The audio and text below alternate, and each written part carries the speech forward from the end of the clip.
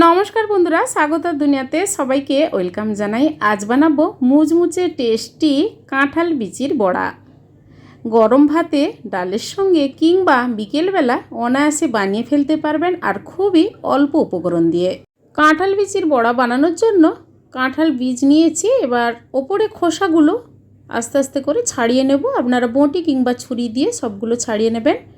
এবার gas on করে কড়াইতে বেশ কিছুটা পরিমাণ জল দিয়ে মিনিট 10 টাইম দিয়ে সেদ্ধ করে নিলাম। ভালোভাবে সেদ্ধ করে নেওয়ার পর প্লেটের মধ্যে ঢেলে কিছুক্ষণ ঠান্ডা করে সবগুলো কাঁঠাল বীজ হাতে এভাবে ম্যাশ করে নিয়েছি। আপনারা চাইলে মিক্সিতে অল্প ব্লেন্ড করে নিতে পারেন। এবার একটা বড় কাঁচের বোলের মধ্যে রেখে তারপর আমি কিছু মশলা দিয়ে দেব। কাঁচা লঙ্কা কোচানো আর পেঁয়াজ কোচানো দিচ্ছি। ঝালটা আপনারা যে যেমন খেতে পছন্দ করেন সেভাবে ওর মধ্যে ঝাল দেবেন। গোলমরিচের গুঁড়ো হাফ টেবিল স্পুন দিয়ে দিলাম, কালো জিরে সামান্য দিলাম, আর কাশ্মীরি লঙ্কার গুঁড়ো হাফ টেবিল স্পুন, হলুদ গুঁড়ো, আর দেব 1 টেবিল স্পুন বেসন।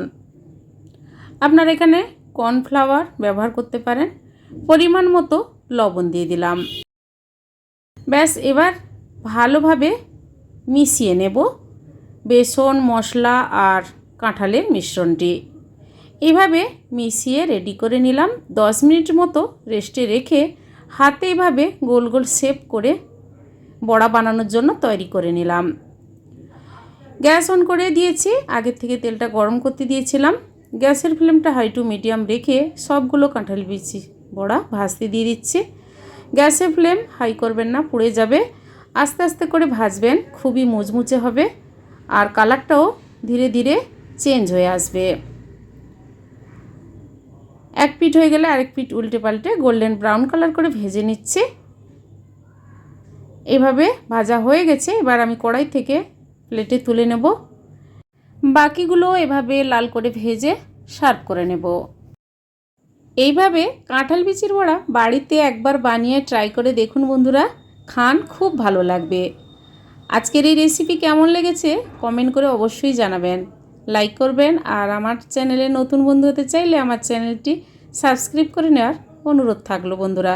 পাশে থাকা বেল আইকন প্রেস করবেন। আমার চ্যানেলে যখন কোনো নতুন রেসিপি দেব আপনাদের কাছে নোটিফিকেশান খুব সহজে পৌঁছে যাবে।